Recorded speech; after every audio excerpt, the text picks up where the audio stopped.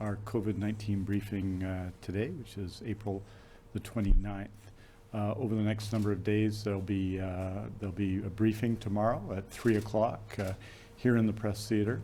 Dr. Henry, on Friday, we will be doing a statement with an update on important events on Friday at 3 o'clock with an update on cases. Dr. Henry will be giving a briefing here Saturday at noon. And then on Monday, we'll be giving a briefing that will include some updating of modeling at 1:30 on Monday afternoon. And so with that, and acknowledging that we're on the traditional territory of the Lekwungen-speaking people, the Songhees, and the Esquimalt First Nations, I'd like to have the honor to introduce Dr. Bonnie Henry.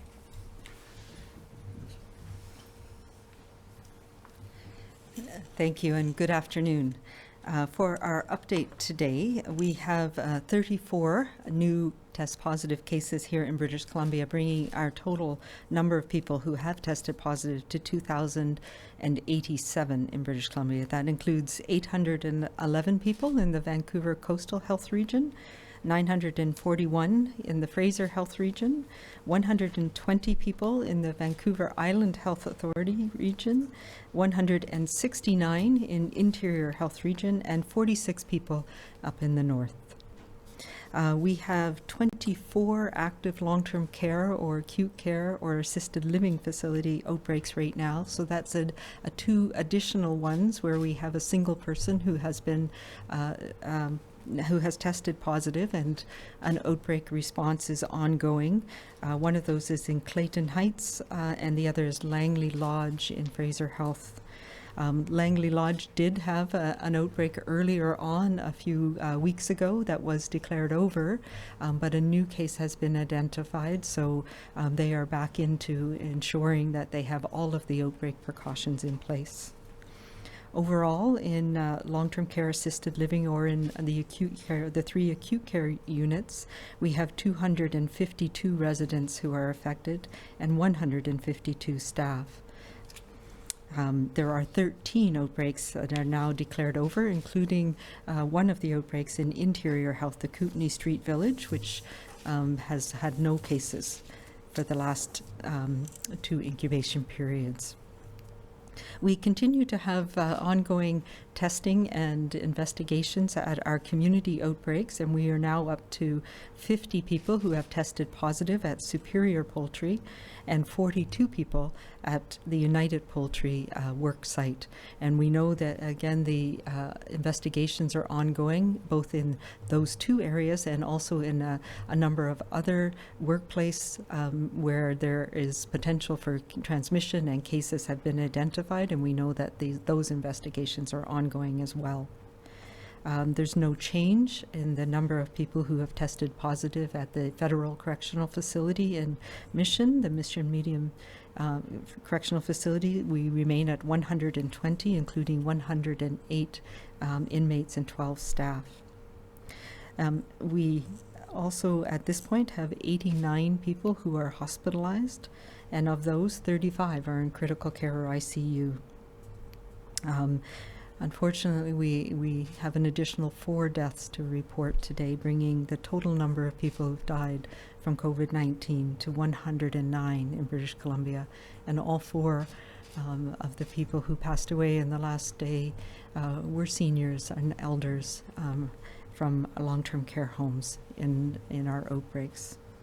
And again, you know, every time we think of the people who have been affected by this, and our heart goes out to their families, to their caregivers in their communities who will miss them.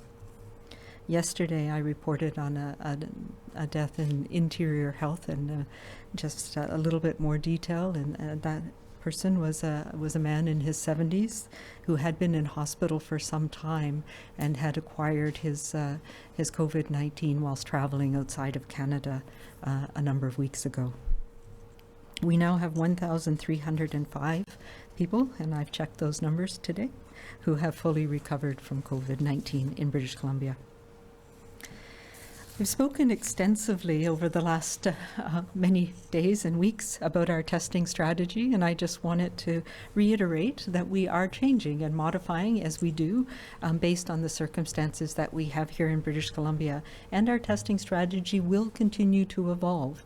Right now, as we've talked about, testing is available to anybody in our community who has symptoms of COVID-19, including even very mild symptoms, and is also being used quite extensively, as we've talked about, for identification and investigation of clusters, because we recognize that sometimes, particularly in some of the workplace clusters that we've been looking at and at the federal prison and our long-term care outbreaks, that people can have very mild illness or may have unrecognized illness or may have reasons why they are reluctant to reveal that they're feeling unwell or they have some mild illness, and it could be related to concerns about employment and concerns about passing it on to others. So we have taken an approach of having very broad testing in those types of environments to make sure that we catch everybody, even people who might have very mild or no symptoms at all. It's very important for us to understand, however, that random testing in the community of anybody with no symptoms is of very little value to us with the current tests that we have. In fact, that type of testing leads to both false positives and false negatives. And for a variety of reasons, it's not a reliable mechanism to understand what's happening in our communities when it's used that way. The best things and the most important things we need to continue to do in our communities, all of us now, is to continue to clean our hands regularly, to not touch our face, to cover our cough and sneezes, to ensure we're keeping our safe physical distance, and to have a very, very sensitive threshold for staying home and staying away from others if we're not feeling well. It's important for us to understand as well where testing can help us, and I've talked about some of the outbreaks, and just to talk about some of the outbreaks that we've had in the past where this has been really important. You will recall early on in our pandemic here in British Columbia, we had a number of cases who were related to a dental conference that was being held in Vancouver, and just to give people an update, we now have a total of 87 people who were associated with that conference here in British Columbia, and I know there are additional people in other provinces and around the world who had attended that event, and we know that there was at least one, but probably several people who had COVID-19, most of them probably not recognizing it during the time they were at that event, and it was spread. And as of course we're all aware, here in British Columbia we had one death in a dentist associated with that conference. The other thing that we are doing that is really important for our next strategy, our next phase, is making sure that we're monitoring everybody that's coming into British Columbia from outside the country. And that includes the measures that we put in place to enhance the federal measures at our borders for people who are returning to British Columbia. And we've assessed over 15,000 people who have returned to British Columbia. These are Canadians who have returned home. Often they had been away for often many years. And over 15,000 since we started this on April 10th.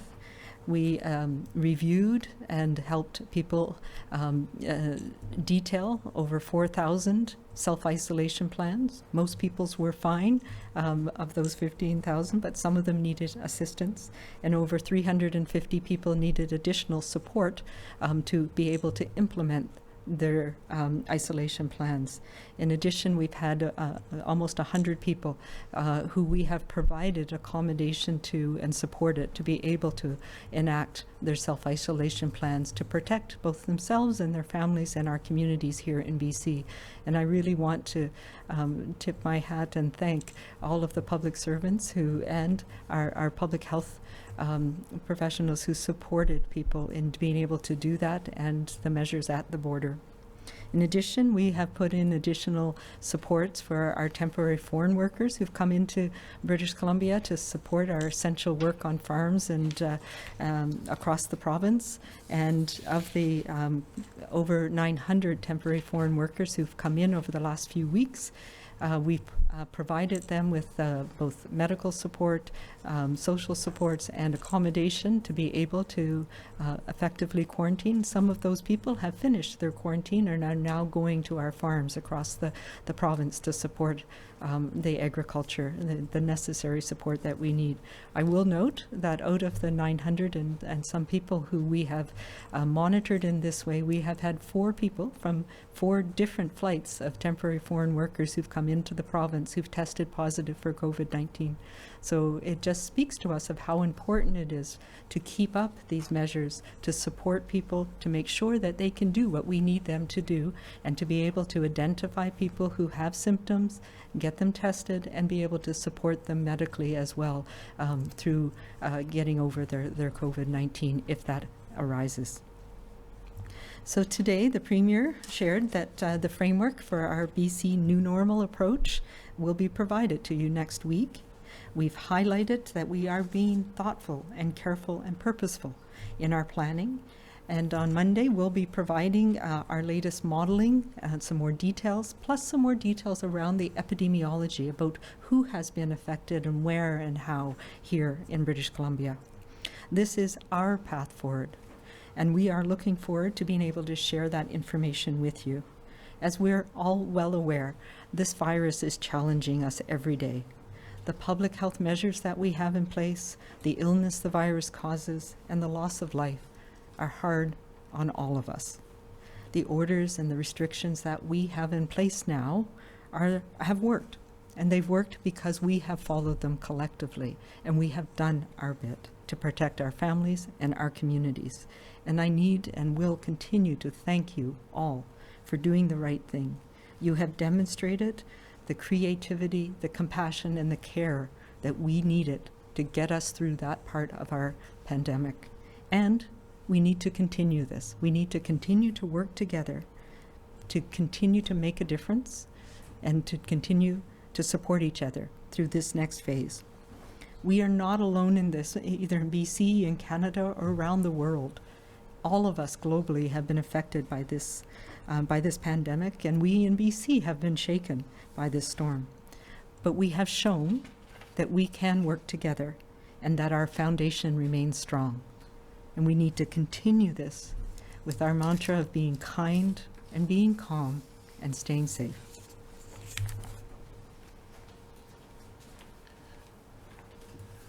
Thank you very much, Dr. Henry, and I just wanted to join Dr. Henry and on behalf of the Premier and the government, I think the people of BC, to send our condolences to the 4 families of the 4 people who've passed away in the last 24 hours from COVID-19. They and the 105 other cases of people who've passed away have suffered a terrible loss in the midst of this difficult pandemic, and we think of them in all 4 cases, 3 of them in Vancouver Coastal Health and 1 in Fraser Health. They were elders and they were in care, but they also, in every way, represent a huge loss for their community, for their family, and a huge loss to those who were taking care of them. So we're thinking of them today with all our hearts and wishing all our best to their families in what is a difficult time to grieve, but one where we grieve, hopefully, together. As Dr. Henry has said, we have 34 additional cases today. We have 89 people who are in hospital in British Columbia as a result of COVID-19. And well, that number is down. It's 46 in Fraser Health, 6 in Interior Health, 5 on Vancouver Island, 3 in Northern Health, and 29 in Vancouver Coastal Health. 89 is, of course, down from where it was on April 6th, which was 149 cases. There are also fewer people. I think we're down to 35 people in critical care, and we wanted to acknowledge again the extraordinary work by the teams in critical care, from healthcare workers, nurses to doctors, who are working together to provide supports for people with outcomes that have been given the very serious circumstances when people enter critical care, have been very good, and we acknowledge their work and celebrate and recognize their work. There are 4,117 beds that are empty in BC. That means we're operating today at about 63.1% capacity, or 63% capacity, 45.7% capacity in critical care. So in other words, we have and we continue to withstand the cases that have come to us with respect to COVID-19. I also note that we had approximately 4,300 emergency room visits yesterday, and that, while down from the totals, is consistent with what we had with the last number of days, where people are using emergency room services over the last number of days, much more than they had in the early part of April. I want to report out on surgical cases and those that have been completed in the period. First of all, from March 16th to April 26th, we've completed 14,597 cases across the 5 regional health authorities and the Provincial Health Services Authority. 8,767 of those were urgent scheduled surgeries, which have continued. 5,830 were unscheduled or emergent or emergency surgeries that were required within a 24 to 48 hour period, just to give you a sense of the work that continues to be done in healthcare. We also have a breakdown of postponed cases. That's 16,101. Should be recognized that this somewhat understates the number of cases that would have taken place otherwise, since cases tend to be scheduled 3 weeks in advance. And so now we understand that there obviously would have been cases, for example, scheduled this week that had not been postponed but would have happened. We would expect by the 3rd week in May that it will be between 28,000 and 30,000 surgeries that would have occurred and that did not occur because of the cancellation of elective surgeries. And so I just wanted to say a couple of other things. Obviously, the Premier spoke out today about his plans and our plans as a government in the coming weeks. He addressed BC's renewal and said that in order to open up the economy more than we are now, we need to have a plan, and we need full buy-in from British Columbians. He acknowledged the relative success we've had in flattening the curve, acknowledging also the profound impact COVID-19 has had on all British Columbians. In the days and weeks ahead, as the Premier announces the plan for renewal, and as we all work to implement it, our success will rest on what has got us to that point, and it is what will carry us forward. And that's holding to our 100% commitment to follow the rules and the guidelines Dr. Henry sets out, even as they change somewhat, and adapt to allow us to open up society and the economy to renew BC. Staying 100% all in the weeks and months ahead will build on the success we've achieved, and will continue to show what we can accomplish safely and confidently when we're in this all together. All together for the ones we love, all together for the ones we don't know, all together for the ones that we will meet in the future. Aujourd'hui, nous annonçons 34 nouveaux cas pour un total de 2087 cas de COVID-19 en Colombie-Britannique. Nous sommes attristés d'annoncer 4 nouveaux décès liés au COVID-19, 3 à Vancouver Coastal et 1 à Fraser, pour un total de 109 décès en Colombie-Britannique. Nous offrons nos condoléances à tous ceux qui ont perdu leurs proches. Chaque région de centre de santé de la Colombie-Britannique compte des patients atteints de COVID-19. 811 se trouvent à Vancouver Coastal, 941 à Fraser, 120 sur l'île de Vancouver, 169 dans l'intérieur et 46 au nord. Parmi l'ensemble de cas confirmés de COVID-19, 89 personnes sont actuellement hospitalisées, dont 35 en soins intensifs. Les autres personnes dont le test de dépistage a été positif sont en isolement à leur domicile. Merci beaucoup, and we're happy to take your questions. Thank you. As a reminder to everybody on the phone, please press *1 to enter the queue. You are limited to 1 question. I'd also ask that you please unmute your phones. You will not be audible until I call your name. First question today is from Jennifer Saltman, Vancouver Sun. Go ahead. Hi there. I'm wondering if you can tell us a bit more about the 2 new test positive cases for COVID-19 at 2 poultry processing facilities in the Lower Mainland, and what's being done to keep the spread from happening between other facilities. Yeah, so my understanding is that these have recently come to light.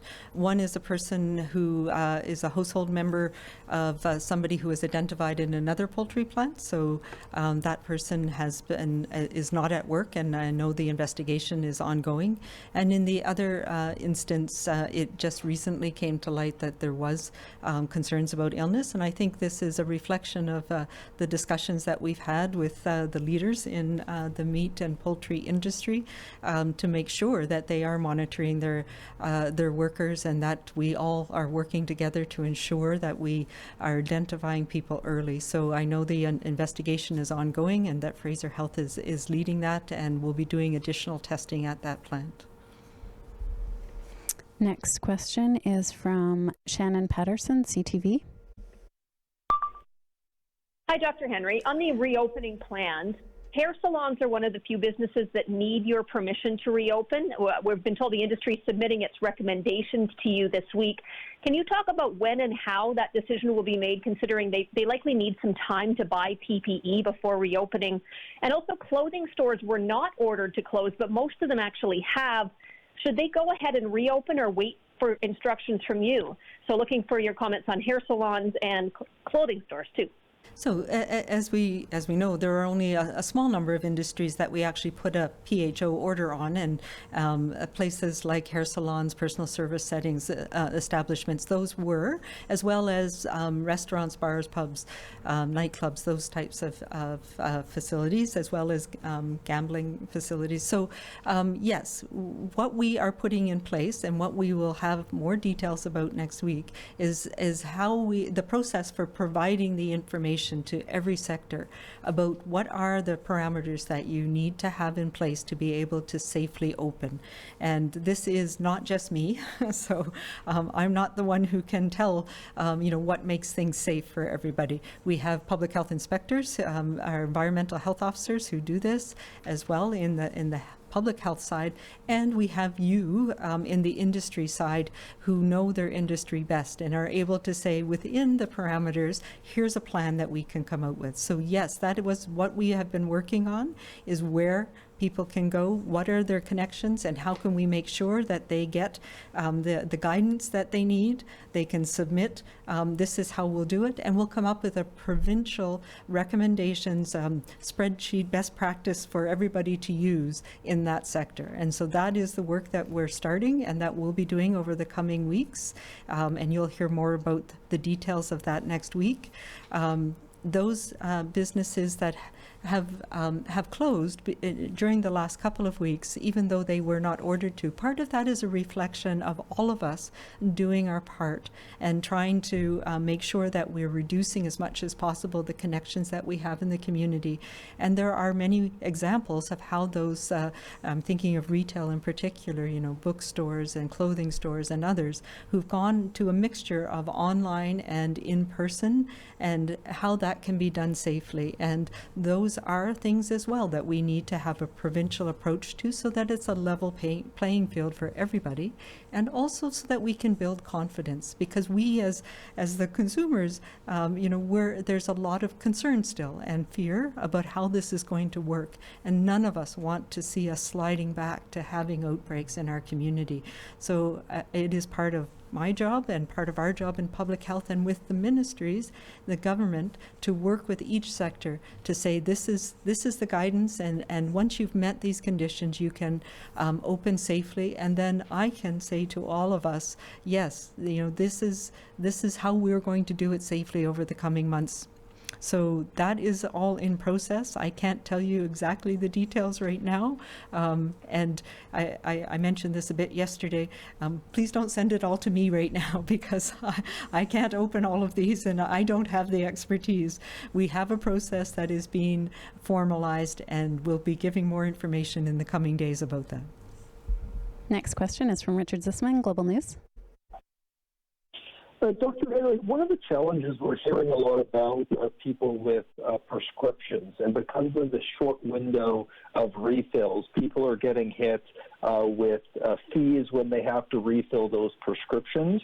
Is there any thought of easing those timelines, and what do you say to those people who have how to rack up these bills when, especially when times are financially tough. Yeah, so I know that has been a challenge, and we've talked about this before. The rationale for it early on was because globally there was challenges with access to certain precursor medications and also certain medications, and it was a way of preserving that because we know that there was, a lot of the precursors of our medications we have here are produced in China or India, both of whom had trade restrictions. So there is a federal process that has been monitoring that. That has been, we're now seeing that the supply chains are coming back online, so I do expect there'll be some movement on that in the near future, but it was a prudent measure that we needed to take across the country to ensure that we had appropriate supply for everybody. In terms of the BC part of it, I know Minister Dix has been working on that. Sure. So, Richard, it's, as you know, early on, especially in March, we saw a little bit with prescriptions, what we saw with groceries, which was there was advice from Health Canada, I think, for people to go and fill prescriptions at the time. And then there was some consumer demand that put some pressure on pharmacies. And so many pharmacies went to a 30-day model. Even though our overall policy in BC didn't change, we didn't change our 100-day maximum supply policy. This week, the BC Pharmacy Association has stated that some of their concerns over pressures have gone away, and they've provided some additional guidance, I think, to their members as well. Remember, on costs, we have a system, a Pharmacare system, a fair Pharmacare system in British Columbia that reimburses once one reaches a deductible. And obviously, when there's more payments, that you get to your deductible more quickly and then get to reimbursement quickly. So the net impact is something that we're taking a look at, and people in the pharmacy industry and a lot of seniors have expressed concerns because they have to renew a lot of prescriptions. But we think that the situation with respect to supply has stabilized, and that's an important thing. I've heard from a lot of MLAs and from other people in the community on the question on both sides of the House on this question. It's something we're looking at.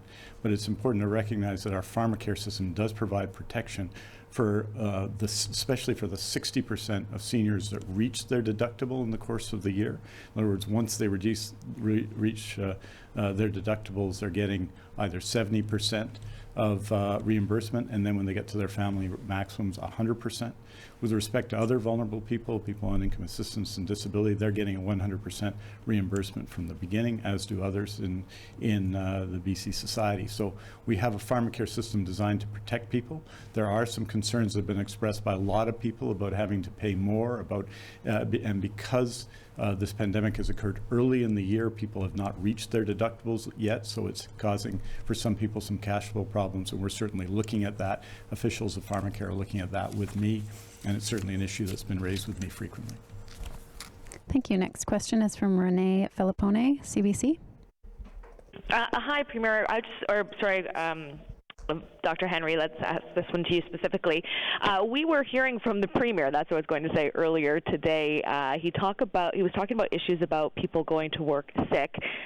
Speaking about the poultry facilities, and he said, quote, the majority of cases linked to the poultry facilities were people still working, including the inspectors. And we're trying to get some clarification on whether CFIA inspectors tested positive. Were they at work sick? And if so, were they at work sick symptomatic? If that is the case, how much confidence do you have that the CFIA is doing what they can to keep these plants safe? And also, just to follow up, would or could BC impose a non-movement order for staff between poultry facilities like they have when it comes to long-term care homes in the province? Yeah, so when the initial poultry farm was identified, as I mentioned, it was identified because a community case was identified in Vancouver Coastal, and on investigation, the public health investigation identified that many people in the work environment were ill.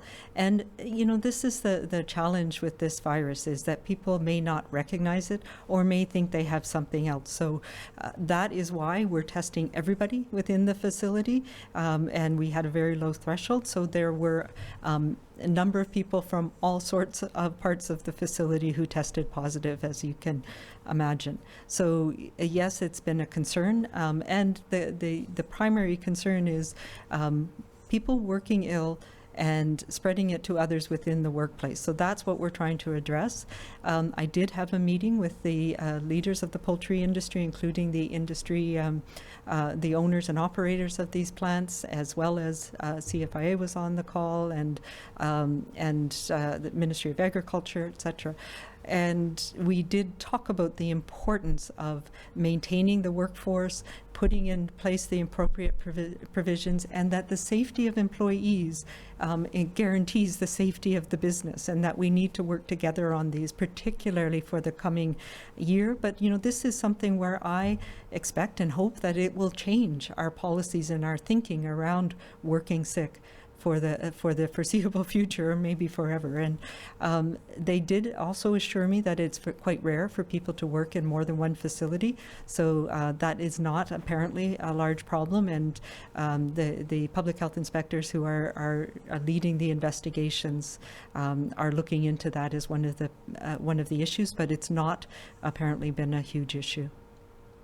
Next, we have a question from Marcella Bernardo, News 1130.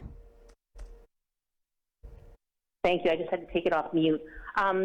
Dr. Henry, and to some degree, Minister Dix, I was hoping to ask you about the situation where we've repeatedly heard people saying that most people in BC are following the rules, but there's a significant increase in traffic numbers, and now we're hearing that boaters are being encouraged to ignore the Coast Guard's request to stay off the water. So how concerned are you that people are starting to get lazy and that we're going to start to see more people assuming that it's okay to do stuff that they're not supposed to be doing yet?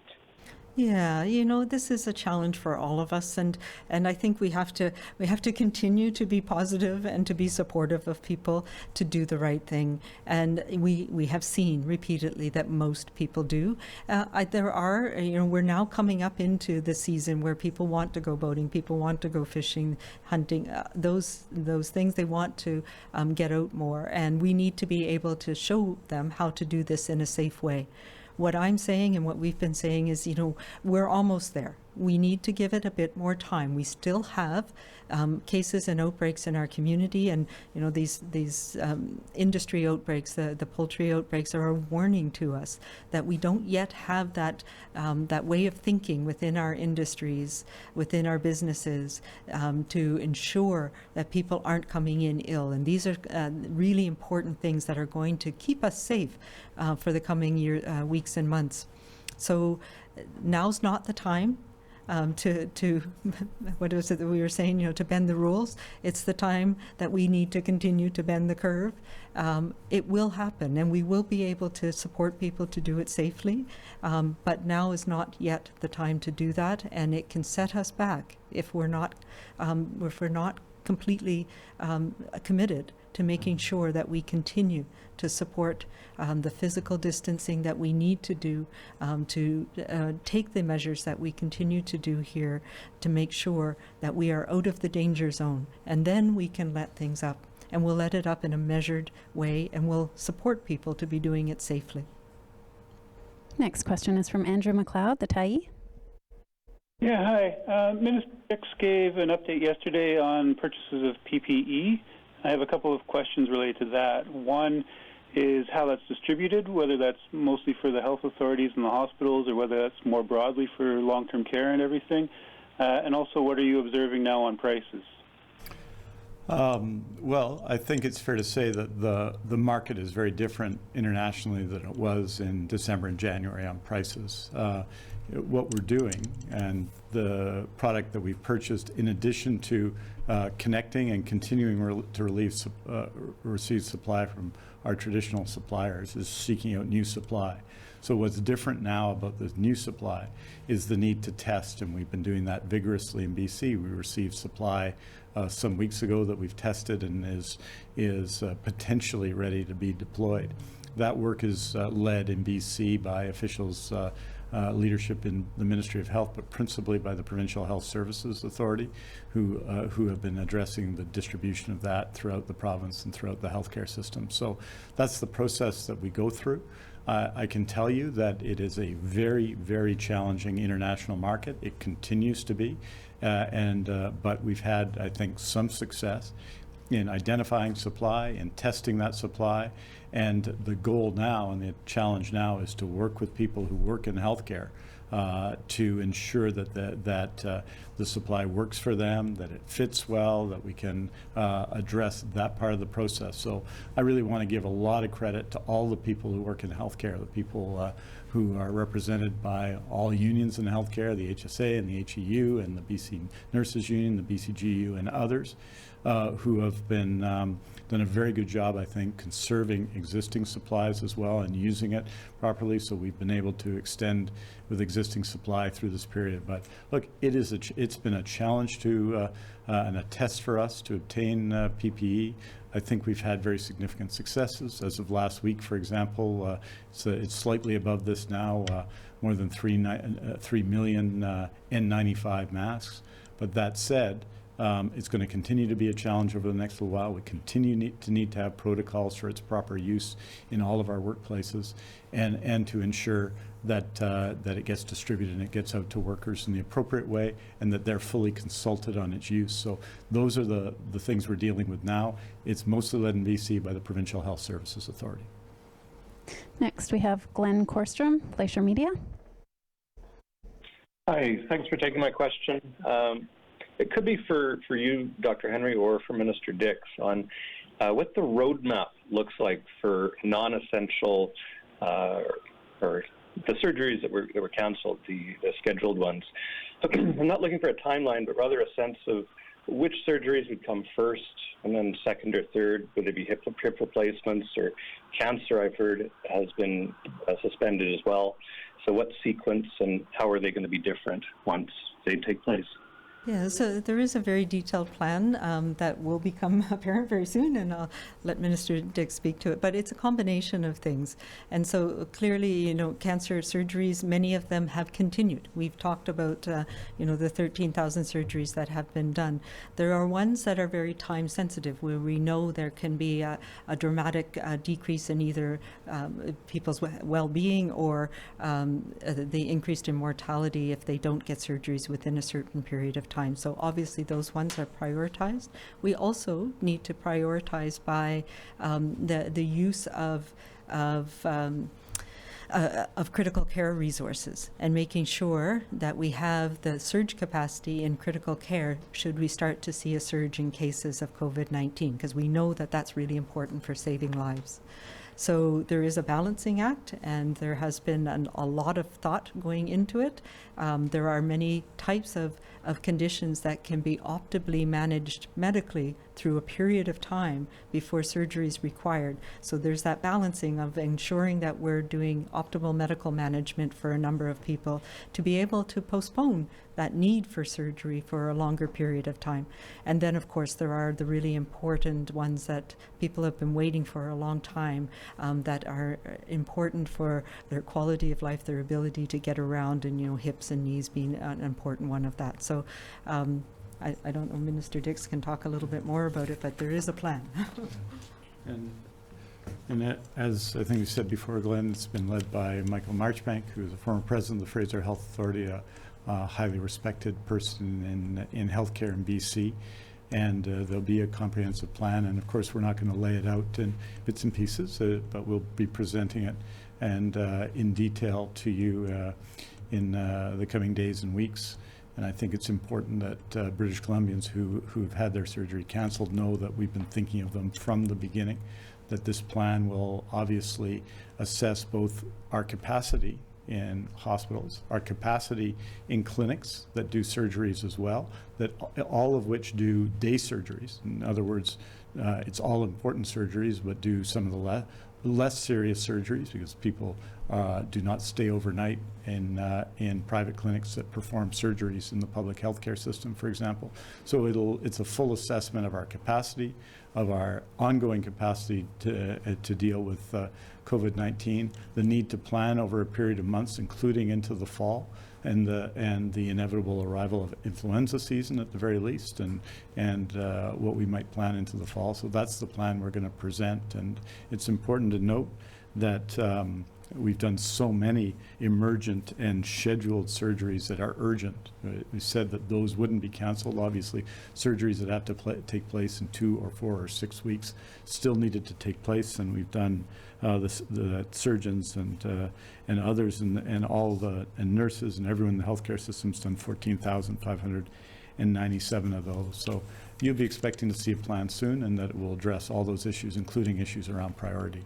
I just want to say briefly on pharmacy, I want to say just a couple of more things, just to put it in context. One of the reasons why it was a challenge to go to 30-day refills that people thought about, and why we didn't do it as an absolute rule in BC, was because obviously people struggle going back and forth to the pharmacy more often, and this was a balance. And I want to thank everyone involved in pharmacy in BC for their ongoing work that they've been doing in the province over the last period.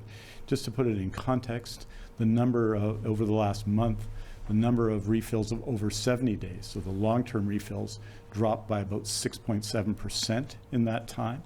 So put it in context, we would do about 700,000 of them, and about 50,000 or so of those, we did about 50,000 less than we usually do. So there was still a lot of refills of 70 days and above. But I do think the ongoing work of pharmacy and the ongoing work of Pharmacare is really important. But that gives you a sense of how many people had their prescriptions filled for more than 70 days during the first month of the really intense period of the pandemic.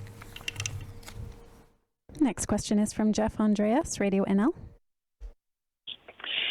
Thanks for taking my question. I just wanted to follow up in regards to PPE. It's been a while since I've heard anyone here talk about the ability to clean and reuse some of our PPE, and specifically respirators. And I've talked to a few people who have sort of been, re-engineering equipment to be able to disinfect N95 masks and reuse them on, for a large number of times. I was just wondering if there's been any progress in BC on the ability to clean PPE and how much that would really help with the stockpiles that we have. Yeah, so that is something that we actually took on early in this whole pandemic, and have been connecting with our colleagues across the country to support as well.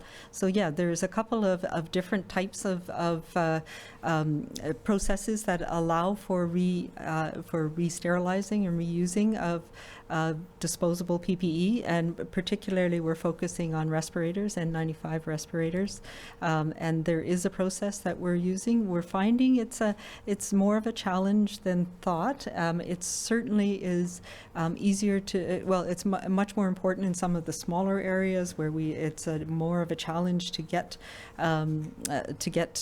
product back and forth. Having said that, we have not had to use any of the sterilized products yet. They are being kept, they're being monitored, they're being checked for quality assurance. And I think the important thing is that we think about the disposable respirators that we have as single use, but they're not. They can be multiple use, and there's good evidence that they can be used up to 20 times if appropriately reprocessed, is the term that's being used, that we use to talk about this. Having said that, they need to be clean, so they can't be soiled or damaged. So, and that is sometimes a challenge as well. So it is a process that we're continuing to investigate, continuing to use, continuing to stockpile, and to make sure that we have in our back pocket for when and if we need to use it. We have time for one more question today. For any reporters that didn't get to ask a question, there will be a statement released later this afternoon. For recommendations on protecting families and communities from COVID-19, visit bccdc.ca. For non-medical questions about the province's COVID-19 response, visit gov.bc.ca/COVID-19. And for a full listing of the provincial health officer's orders, visit gov.bc.ca/PHO guidance.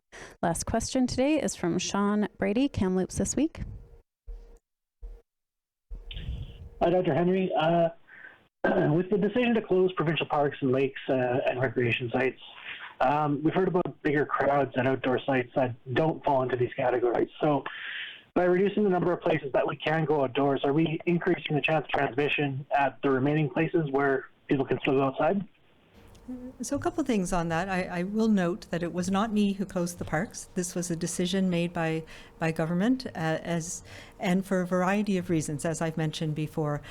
Primary of those being the increased concerns that we would have about people gathering, certainly in areas and using the facilities, but also primarily because of our forest fire risk and the challenges that has given us. Particularly, we had a very dry April, as people are aware. So when it comes to transmission outdoors, this is something that I've obviously been following very carefully around the world. And there is clusters and studies of clusters of transmission that help us get a better understanding of, is it more likely or less likely that you're going to that transmission will occur indoors versus outdoors. What I have said many times and what the data supports is when we're in close contact with somebody that this can happen. And we spread droplets. The droplets fall away relatively quickly within a short distance from us.